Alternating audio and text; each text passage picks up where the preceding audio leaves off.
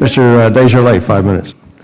Thank the chairman, and certainly thank you to the panel for attending here today and helping us deal with the many problems that our food stamp program faces. What originally began as a program aimed at improving the diets of low-income households has ballooned into $80 billion a year government handout.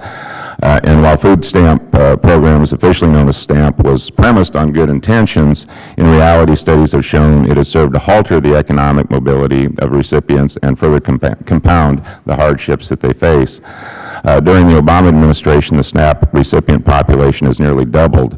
This drastic increase of participants has put a strain on the program that was already experiencing budgetary hardships due to the rampant waste, fraud, and abuse. There is no question that we must address the systemic failures of the SNAP program if we want to ensure that it remains viable for both current beneficiaries and future generations. In fact, if we do nothing and allow SNAP to go bankrupt, those who truly rely on these benefits will be affected most severely. That's why in 2013 and 2014, when considering the Farm Bill, this committee tried to separate the agricultural provisions from the unrelated food stamp program.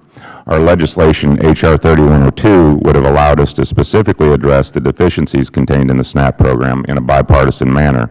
For example, H.R. 3102 would have eliminated the culture of dependency with the food stamp program by preventing states from issuing work requirement waivers for able-bodied adult recipients.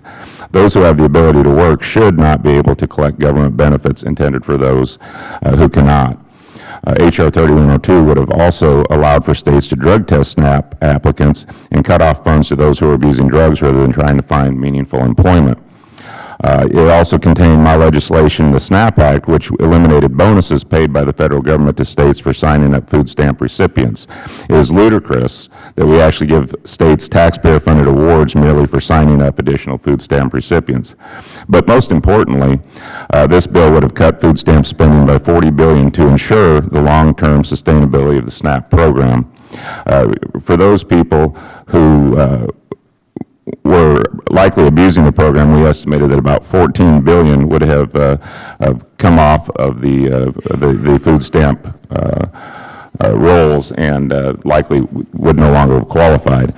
The House of Representatives ultimately passed H.R. 3102, which I was proud to support, but unfortunately the Senate did not act, and as a result we were left with a bill that combined the agriculture and food stamp provisions and lacked these meaningful reforms.